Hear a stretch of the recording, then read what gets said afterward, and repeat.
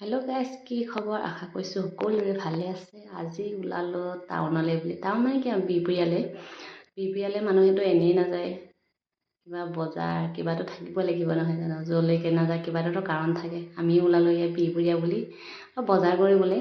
আপোনালোক ভিডিঅ'টো শেষলৈকে চাব, তেতিয়াহে গম পাব আমি কি চাব গৈছিলোঁ।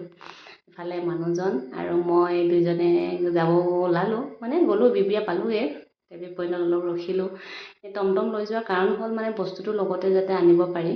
এই আমি চাব গৈছিলোঁ টাইলছ, বিশেষকৈ বাথৰুম আৰু কিটচেনৰ কাৰণে কোনকেইটা ভাল লাগিব মানে চাওঁতে ইমান গোটেইখিনি ভাল লাগিছে নহয়, ক'বলৈ কথা নাই আৰু। পইচা থকা হ'লেতো গোটেইখিনি আনিলোঁ, প্ৰত্যেক ৰুমতে এটা এটা কালাৰ লগালোঁ হয়। এতিয়া কি কৰিম, উপায় নাই। সেইকাৰণে অকল এতিয়াৰ কাৰণে মানে কিটচেন আৰু বাথৰুমৰ কাৰণে চাইছোঁ। বাথৰুমৰ কাৰণে মোৰ পচন্দ লাগিলে এই ডলফিন থকাটো। আপোনালোকৰ কেনে লাগিলে কমেণ্ট কৰি জনাবচোন। মোৰ কিন্তু বাথৰুমৰ কাৰণে ডলফিন থকাটোৱে ভাল লাগিলে।